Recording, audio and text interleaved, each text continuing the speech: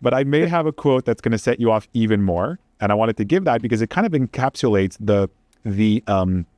it sounds rational and objective and neutral when you describe the universe in a material sense, but it is connected to also a nihilistic view, a cynical view of the universe. And so I took a quote from Richard Dawkins, I believe, that brings those two things together very nicely in River Out of Eden. And there's a little bit of poetry here, but the universe we observe has precisely the properties we should expect if there is at bottom no design, no purpose, no evil, no good, nothing but blind, pitiless indifference. So that is the core characteristic of the universe that we live in, according to the materialist argument. If we take, and there's of course different variants of this argument, if we take, let's call it a standard definition of materialism when it comes to the question of God, we can't prove that God exists. All we can prove are these material things. Now, there's a lot of places we can go from there. but there's another notion that I want you to consider as you tell me what you think about that, is that the materialistic view in the West is also associated to the notion of scientific progress or technological progress, everything we have in the medical space, everything we have in telecommunications. I mean, all of that is also seen as an offshoot. So when people think materialist worldview, they also think progress. So if we could just take it really from the top, from the perspective of your perspective, what is it that we also lose when we lose the old, some say archaic view of a meaningful or divine universe? What do we lose? The first thing that we lose is we lose Richard Dawkins writing his book. Because why the hell is he writing that book if he doesn't care? If the world doesn't have care, if the world doesn't exist in a hierarchy of values and a hierarchy of virtues, why is Richard Dawkins trying to convince me of anything? This is the problem with a lot of the new atheists, is that they ignore themselves. They're like ignorant of their own place in the system. They're ignorant of their own perception. And so he says the world is pitiless and without care, but that's not true because Dawkins cares and Dawkins has compassion and he's part of the universe. So the notion that the universe doesn't have this while ignoring your own hierarchy of values in that universe is a kind of alienation that it's difficult. It's so alienated that it's almost difficult to pierce it. You're faced with someone who is so alienated. They have no sense of themselves and no sense of their place in the universe. They somehow, without even realizing it, think of themselves as this weird thing that's floating above the universe, this like universal observer that's floating above the universe and can look at it without participating in it. It's absolutely ridiculous. And so, and it's difficult because, I mean, I've talked to some of these types many times and some of the new atheists, and they just look at you with a blank stare. They don't even understand the argument. They don't know what you're talking about when you say, what about you? If you include the measurer in the system, because you're the measurer, then all of your arguments fall apart. And so this is the truth about it, is that actually the world that you live in cannot exist without care, because care is you need care even for identities to exist in the human world. Because the reason why we have identities, the reason why we see unity and multiplicity is because it has a purpose for us. And that there's no way to view the world outside of that, right? And so, because this is the problem, like we take for granted unities, but all things that are one are made of many objects. But nonetheless, we're able to see that they're one. But that unity is related to the purpose for why we see it as one. So we have categories, for example, like grass. Do you think that's a biological category? That's not a biological category. It's conceptual, yeah. It is a functional category. And it's the same actually for all categories. Ultimately, they are at the first level functional. And then at the second level, you could say they're analytic. And they describe, quantities, and they measure quantities, and they can predict quantities. But at the outset, they are purposeful. And we know that because it is actually impossible to distinguish science from technology. We try to, but you actually can't, because even in the metasphere, So think about science, right? So you study a bunch of things. Care bounds science just by funding. It's like, what do we put our attention to? Like, what do we actually decide to study to study at a higher level? It's because we think that it's useful for humans or for whatever reason to study it. And therefore, even science itself is always bound in care. And technology is the ultimate version of that, which is that we're taking scientific theories about the world and we're applying them to things that are important to us. And therefore, you're already in a religious hierarchy there. You might get it wrong. You might aim off. You have a subjective system of values. Well, what do you mean by subjective? In a sense that you are making a choice as to something that you ascribe the good to, right? Even if it's reducing suffering, physical suffering, or increasing pleasure. Even the hedonist cares in a sense, because why should more pleasure even be good, right? So, but let's follow the reductionists all the way. What is this subjective? There's no subjective. Humans have hierarchies of care, and those hierarchies of care can manifest themselves in a variety of ways, and those variety of ways have a variety of results. And we can look at, if you care about certain things, then this is the result that will come from it.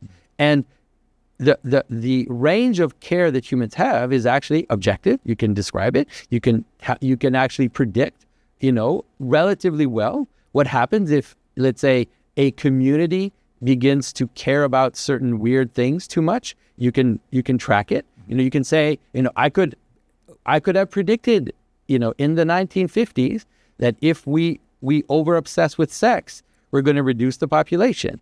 And that's a thing you can show. You can say, if you care for one thing too much, then downstream from that, you will have certain results. And that's actually, so much of religious hierarchy is based on that, is saying, if you care about money too much, here's what's going to happen in the result. If you care about this too much, if you care about yourself too much, this is what's going to happen in the result. And most of morality is actually anchored in objective care, and the idea that human beings have hierarchies of goods that are related to their existence in the world, their existence together, and those can be described and you can predict the outcome. Now, I will have to admit, it's not as simple as, biology or, predicting the arc of let's say the direction of a projectile, because we're involved in it. And so there is a kind of self-referential problem with all forms of human sciences that we have to take into account. We can't completely get away from it. For the same reason that I'm criticizing Dawkins, is to say that when I'm trying to apply the moral hierarchy of goods, I'm one of those people participating in it, and I'm one of the people that is in danger of, let's say, over-obsessing with the good, and so I can't completely get out of that problem. Now, the fact that it has that slipperiness to it doesn't mean that it then is arbitrary and subjective in the way that people talk about it. No, that's right. So there's a difference between subjectivity and complete unmoored subjectivity. And so, but you don't exclude yourself from the problem. You view yourself as included in that process. Whereas a lot of times when you see these descriptions of the universe, that these people, like you say, one of the issues is that they exclude themselves from the universe. Like, no, I have cares in my life and so forth, but the universe doesn't care. I was having a little discussion with... Because you're not part of the universe. But you're not part of the universe. So what are you then if you're not part of the universe? So if you care, the universe cares, because I don't know which aspect of the universe do you expect to care? Exactly. It's like, you could say the same about you. It's like, your fingernail doesn't care, so you mustn't care because your fingernail doesn't care. Yeah. Well, a part of something and the thing itself is not the same. So you have an aspect of you that cares, and that aspect of you makes you care. It's the same with the universe. The universe cares because we care. Yeah. So to take philosophical terms, that's why I always think it's a truncated ontology. It presents itself as an all-encompassing ontology, but it is not, because very clearly it excludes things. So I was having this discussion with psychologist Scott Barry Kaufman, and he had a podcast episode with a guest who said something the same, like his big moral argument was the universe doesn't give a fuck about you. That was like the big wow. And by the way, there are some, I think, advanced ideas and notions within that. It's like, don't make everything about yourself. There's the laws of entropy. We are all going to go towards our inevitable death. Let's be a little bit humble. There are these moral ideas inside of it. But at the same time, and my argument was this, and Scott really liked that. It was like every single human life comes to be as an expression of some form of love, or at the very least lust, but there was a union of two human beings. Then, as a child, as a baby, you only survived because somebody cared. Not true, my parent, okay, but the nurse, like somebody took care of you, okay? Well, even if it's care in the basest sense, like, I mean, you know, it's care that makes you do horrible things too, right? But it is still care, right? The reason why I would kill someone is because I have a thrust, I have a movement towards a good, even if I misrepresent it. And, you know, all human action is anchored in care. Anything you do, whether it's drinking water, you know, or shaving or whatever. And so, you know, of course you could say that there is a hierarchy of care, but like you said, all life is based on care. And that is what life is. Life is the difference between inert matter and life is the fact that life is autopoietic, that it wants to preserve itself, and therefore that desire to preserve itself is care. And then when you even like look at it a bit broader and you look at all the people that made all kinds of little contributions along the way, even as small as technical contributions, or when you were a baby, you had that little condition. So somebody wanted to relieve that condition. So they developed this medicine. And you look at the web of care that all of us are, we could very easily make the argument, the only reason you are here today is because the universe loves you. Yeah. No, can we not? Or all of this stuff is not the universe. I definitely like the idea God loves you. I like that better. I think it's a better expression because, of course, the problem with saying the universe, this is the problem, right? The problem with saying the universe is because it is a reductionist argument. And so you get trapped in the problem, right? Because I could say, when you reduce something to its parts, by the way, if you want to know, that is the one trick. The one reductionist trick is always to reduce something to its parts and then to, let's say, embrace the nihilism that comes from reducing something to its parts.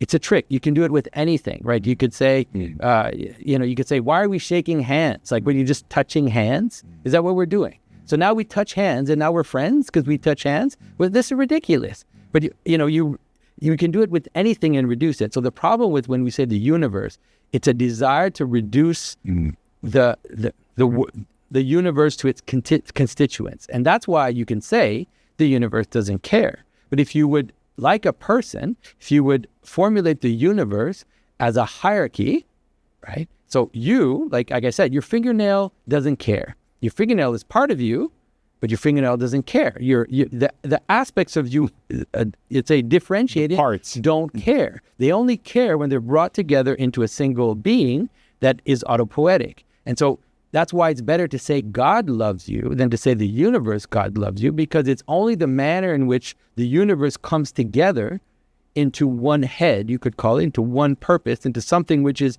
beyond its parts, like you are beyond your parts. That is the only way to understand that there's care. And so you see it, like people get it's so interesting. You've probably noticed the fashion people have now to say like I send it out into the universe. I ask the universe, like, why are you asking the universe? It's like if I'm standing in front of someone and I would say, I ask your body.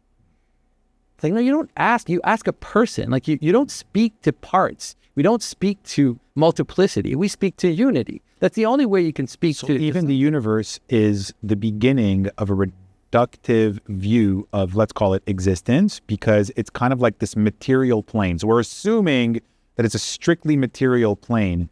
It reminds me of a quote from, I don't know if you know the Rupert Sheldrake. Mm-hmm. So Rupert has when he talks about the origins of the cosmos and the universe, he says, the materialists say, spot me one miracle and I'll explain everything else. And the miracle is the sudden and unexplained apparition of all the matter, all the energy, and all the laws of the cosmos at one place, at one time, for absolutely no reason whatsoever. Spot me that, and I'll explain everything else. And it's like, well, that's kind of, you're asking me to spot you a lot there. Well, that's exactly right. The illusion that because people have come up with a theory about the Big Bang, that it somehow explains away things. It just doesn't, because the problem is still there. The problem and it really is in some ways it's a technical problem, right? Which is that the set of things that compose a being are not sufficient to explain its being.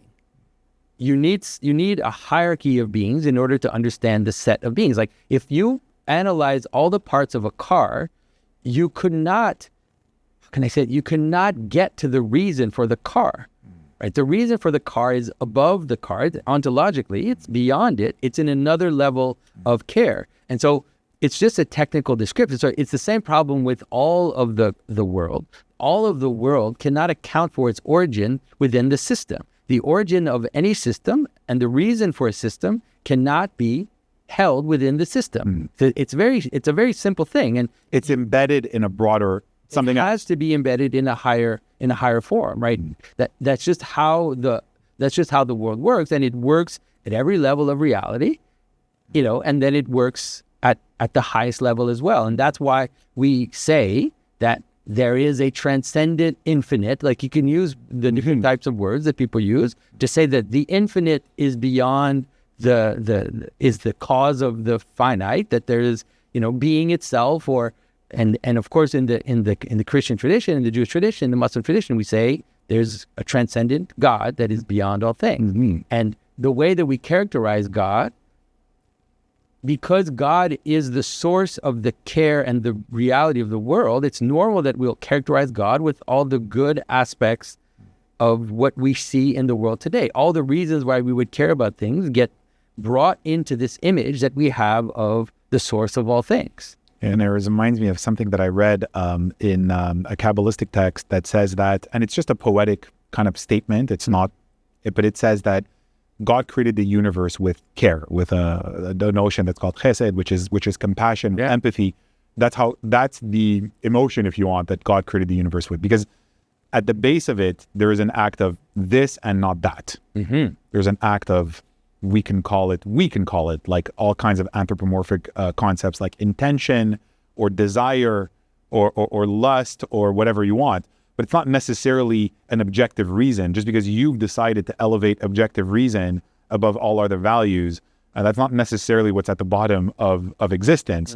And what you say, it's like this care, like this and not that. Like that is like a gesture almost. And you can, it's an analogy based on the realization that is how we act. Like we act in care. Everything we do is based on care and on desire and on the a thrust towards a particular, and that's what we do when we make things, and so all of this, there's a reason why we make this, there's a reason why we have children, there's all these reasons, and those were analogically brought into the source of being itself. And I think that's what Richard Dawkins does as well in his own metaphysics, because describing the universe as pitiless indifference, I believe in his moral universe, means I'm going to dispel illusions, because I'm going to describe things how they really are so that we can be more accurate and more truthful. I believe he is going for his highest good is probably something like, let's call it objective truth.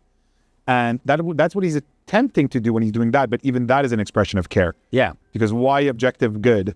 Why objective truth if that's not a good thing? And the problem, again, this is the problem of objective truth, is that I'm not saying objective truth doesn't exist. Of course it exists. Objective things exist, but they always exist. We only describe them towards purpose, right? Because when you say objective truth, at what level are you talking about? Are you talking about a quantum field of possibility? Is that the objective truth you're really? Or are you talking about the atomic level? Which level are you talking about? And how high can you go? Because the complexity at the lowest level that comes into unity, and that complexity moving into unity, you can keep going. Actually, from the human, we have cities, we have forms of being that bring us together, right, at higher levels than the individual. But then Dawkins will say something like, well, those are illusions, like those are just projections and all these things. But why? Why are they more projections? Because we are the body for it than our bodies, right? It's like, or the bodies that make our bodies. Like my body is made of stuff, and that stuff is made of other stuff, and you just keep going all the way down. So let me I can be the stuff for a higher body.